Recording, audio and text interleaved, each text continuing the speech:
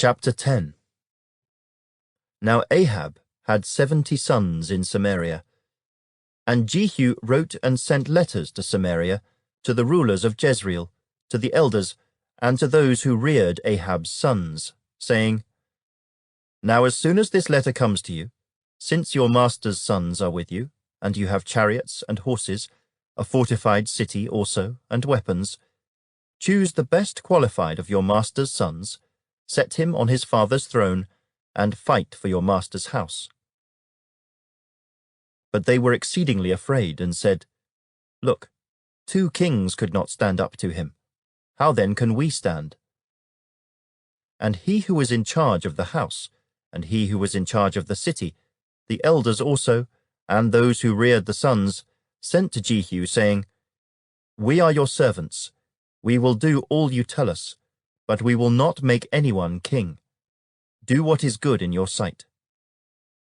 Then he wrote a second letter to them, saying, If you are for me, and will obey my voice, take the heads of the men, your master's sons, and come to me at Jezreel by this time tomorrow.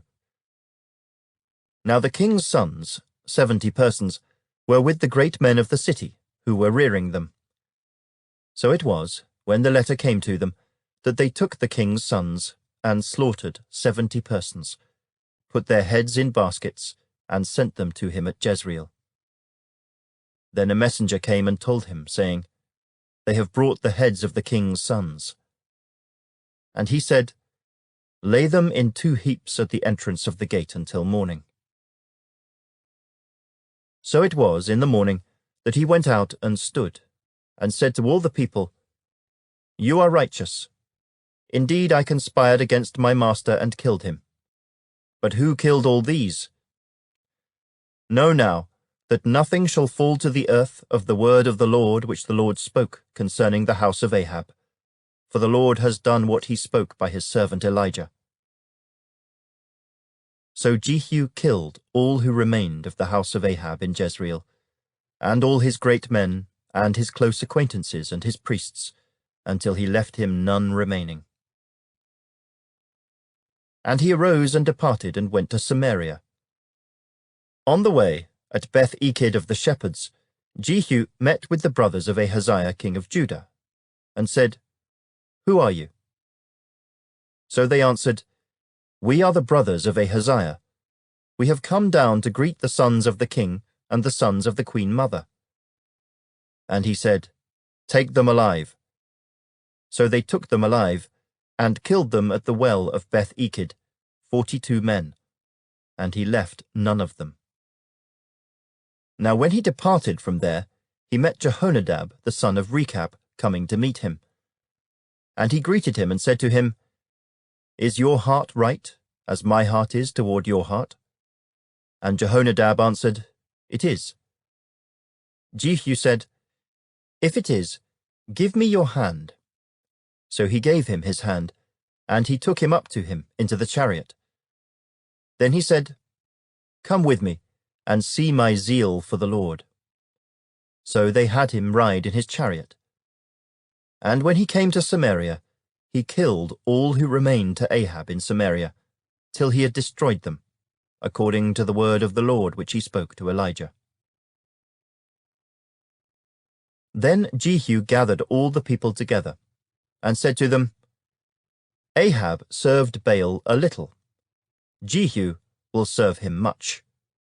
Now therefore call to me all the prophets of Baal, all his servants and all his priests. Let no one be missing, for I have a great sacrifice for Baal. Whoever is missing shall not live. But Jehu acted deceptively, with the intent of destroying the worshippers of Baal. And Jehu said, Proclaim a solemn assembly for Baal. So they proclaimed it. Then Jehu sent throughout all Israel, and all the worshippers of Baal came, so that there was not a man left who did not come. So they came into the temple of Baal, and the temple of Baal was full from one end to the other. And he said to the one in charge of the wardrobe, Bring out vestments for all the worshippers of Baal. So he brought out vestments for them.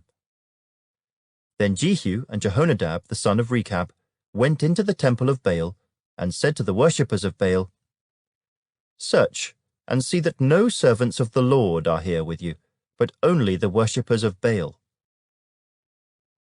So they went in to offer sacrifices and burnt offerings.